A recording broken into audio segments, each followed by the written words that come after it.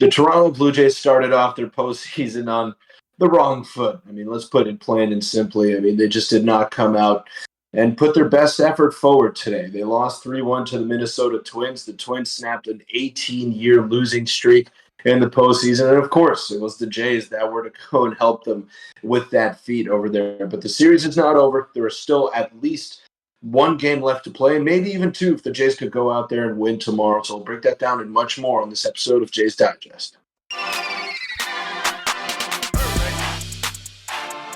What's up, Jays fans? I'm your host, Peter Vryonis, alongside host Nick Gosse. Not the result that we wanted to bring you guys today in this post-game video. It's unfortunate. I think the Jays personally got a little bit unlucky in this game. I mean, there were a lot of great plays defensively from the Minnesota Twins. Royce Lewis was ultimately the difference in this game, and we mentioned him in the preview, in the lineup previews as well, that this guy is a big-time bat. He won Rookie of the Month in September. He looked amazing. And came back to bite the Blue Jays. It was his first game action in a couple of weeks here. Hit a couple of big-time home runs. And Buck Martinez said earlier on in the broadcast that a home run here or there or a walk here or there could decide this series.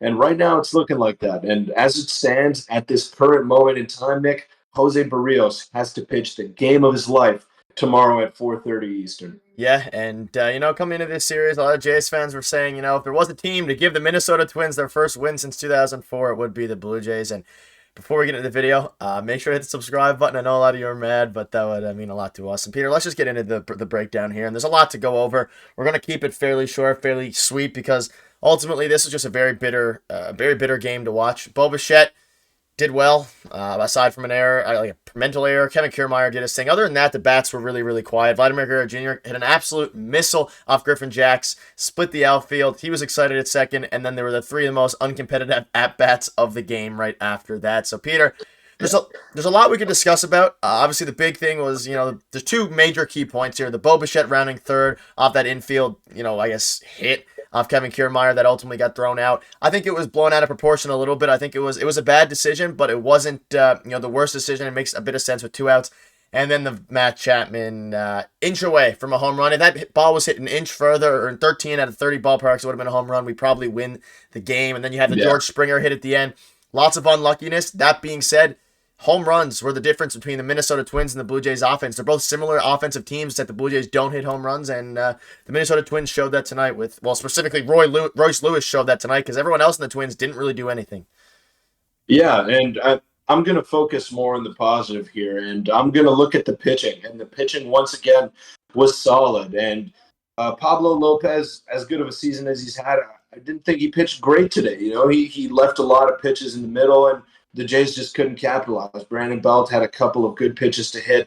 Same thing with Vladdy. Same thing with Bo. I mean, there were a lot of pitchers left in the middle there that the Jays could have done damage on, and they just didn't. So I'm going to focus here on the positive. The bullpen was shut down again. Kevin Gausman started off a little rough, but he got through 4 innings, and with the Jays bullpen being their biggest strength, they're able to turn the game over to them in just the 5th inning. Eric Swanson is coming out in the 5th inning and taking you out of that tough spot of Gausman not even being able to get through 5.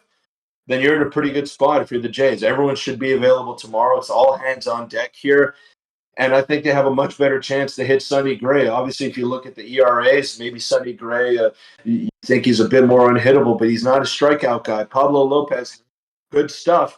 And the Jays were able to put a lot of balls in play today. It just didn't fall for them at times. And look, you can't make excuses. Whether you're unlucky or whether you are lucky at this time, I think the Twins got a bit lucky today. I think the Jays got very unlucky, and that was ultimately the difference between a 3-1 scoreline the other way. And so, the Jays can't have that.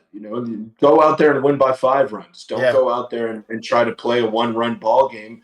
Try to put your best foot forward, and that's it. Jose Berríos coming up against his former team tomorrow. Going to be no excuses. It's time to win. Yeah, and it's been a season of mental errors for the Blue Jays. This is kind of, who they've been throughout the year. However, let's just dive into a couple of things here. You made a great point that leads into this screenshot I have. And I was saying this throughout the game to you off camera and my buddies I was watching the game with. Pablo Lopez was leaving so many pitches down the middle, whether it was his 97-mile-per-hour fastball, whether it was his curveball or sweeper, whatever they call it, right down the middle, and we just weren't able to hit it. Was it nerves? Was it whatever? I don't know. They started to put together a lot better at bats as the game went on, and a few balls hit either way could have been, even Alejandro Kirk, he had a ball that was right to the first baseman. They were positioned perfectly in every sense of the word for every single hit. A few of those go the other way. Obviously, the Jays are in a better spot, but like you said, it's on the hitters. Make it a 5-0 game. Hit a home run. Bo Bichette maybe doesn't go there. Matt Chapman, who almost hit a 3-run home run to Pitt. There's just so many things, and this was for all you Bo haters out there. Just this tweet was going around. It was a bad decision. That being said, it required a pitcher-perfect, barehanded fielding by Carlos Correa and threw an absolute missile. If that ball is 1 or 2 inches either way, it is Bo is safe. But again, you probably can't really make those errors in a game like that. But I understand, I guess, some of the process behind Bo Bichette doing that. And let's not forget that Carlos Correa, this is his first game since early September. It was Royce Lewis's first game in 2 or 3 weeks. I don't know. It's just a wild game in Blue Jays fashion for sure. And overall, the bullpen did their job, and this is exactly what you would want out of the bullpen. And if you told me that we only gave up 3 runs in the entire game before the game, I suspect we would have got more than that against Pablo Lopez, and we were inches away both ways of doing so. But unfortunately, the way baseball works is that hopefully the Twins tomorrow will get a bit unlucky and even it out. But ultimately, not an excuse. The Jays need to do better for tomorrow. No, and if you look at the Twins on the surface, they're not exceptional. They're very beatable. And this series is not over by any stretch of the imagination, Nick. The last game to win, the hardest game to win, I should say, is the last game. And that's what the Twins have to go out there and do tomorrow. So the pressure is on them. They're at home. They can go and wrap it up tomorrow. The last thing they want to do is turn the ball over to Joe Ryan in a game 3 against Chris Bassett, who has been phenomenal down the stretch, because Joe Ryan been too great here in the latter part of the season. So the last thing the Twins want to have to see is a game 3, and then they're scrambling all over the place. The Jays have the advantage when it comes to the bullpen. They have the advantage when it comes to the starting pitching as well. So that plays into their favor. I think the defense is pretty much even, both split 2 ways. But like you said earlier on in the video, the Twins hit home runs, and the Jays don't hit home runs to that same level that the Twins do. So you're going to have to find ways to scratch a couple of runs across tomorrow. I think Jose Barrios is going to do his thing. And the Twins bullpen is not exceptional. Caleb Thielbar's had a good season. Griffin Jax has had a good season. Those guys are hittable. The last thing you want to do is get the ball turned over to Yohan Duran. And at that point, we pretty much chalked up a loss for the Blue Jays. But they had their chances against Thielbar and against Griffin Jax. They just couldn't capitalize. So I'm still encouraged by the performance today in a couple of senses. We saw Matt Chapman smoke a couple of balls. He got unlucky, and he's your 8 hitter. We saw Vladdy hit the ball hard that got caught at the wall as well. He hit that double into right field. Bo got a couple of knocks. Springer hit one to the wall as well. Yeah. Springer hit one to the wall.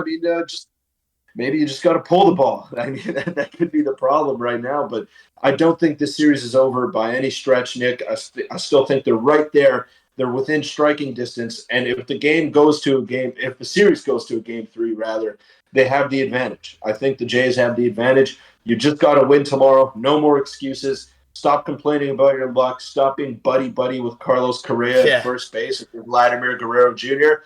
Go out there, take care of business, and be ruthless, because that's what you got to do in the playoffs. Yeah, and like I said, this is Kevin Kiermaier for the game. Pretty nice picture of him.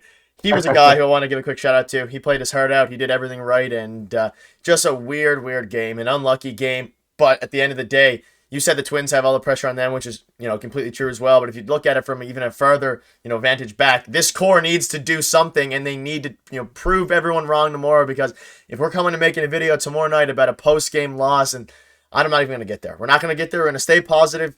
Everyone in the comments, I've seen so many people on Twitter saying the season is over. There's no point. Just enjoy that we're playing playoff baseball for now, and then if it ends tomorrow, then we can be negative and have that conversation, because there's going to be a lot of time for those conversations. And I have a weird amount of faith in Jose Barrios tomorrow, and if he can bounce back, bounce like the Blue Jays as a whole tomorrow and win that game, I think we line up really, really well in Game 3 with Chris Bassett, and all the eyes are going to be on John Schneider's decision to pitch Jose Barrios instead of Chris Bassett tomorrow, even though it was probably a front office decision. And I know a lot of you also are mad at John Schneider. I don't know why he pinch hit Whit Merrifield instead of Espinal or Davis Schneider for Dalton Varsho, but that's for another day. Look, Nick, I don't want to cut you off here. I don't want to cut you off, but ultimately, That's not what lost them the game. That's not what lost them the game. And yes, we can talk about John Schneider. Maybe he brings in Davis Schneider or Santiago Esmal and they get a hit. But what did the Jays do after that? What were the at bats that followed that? So we got to stop pinning blame on John Schneider here. The players that are on the field, plain and simple, those guys have to be better. Enough about John Schneider. Enough about the coaching staff. We're too far into the season now for them to just magically become good. It is what it is. The staff is what it is. Guillermo Martinez is there. Don Mattingly exists. Whatever. You have who you have at this point of the season, but the players are the ones that have to make the adjustments, and they have to be the ones that see things in the game and not make boneheaded plays. They just got to make winning baseball plays, and that's what's ultimately going to win you a baseball game. It's not the manager pinch hitting one feeble hitter for another in the eighth inning. Whatever. I'm not attacking you here, Nick. I'm just saying we just got to focus on the players right now. Enough about John Schneider, because that's all just excuses at this point. We're making excuses for these guys that are supposed to be stars on the field and are just not playing like it. I want to see star performances tomorrow, and I think we're going to get that out of Jose Barrios and company. Hopefully, and let us know what your thoughts are on that. And yeah, I mean, it's not John Schneider's fault we lost the game. It's just a lot of people out there are pointing at that. So I know what you mean. But yeah, it is frustrating. and It is frustrating. we can pin it on John Schneider tomorrow night or over the off season. Even though everyone else out there, the players need to do their job. They haven't done it really all year up until this month, and it's all in there tomorrow. 24 hours from now, hopefully we're making a video about a crazy Game 3 because I wouldn't mind seeing this core have some sort of playoff moment. But that'll wrap it up. Thank you guys for watching, and we'll see you tomorrow. Thanks.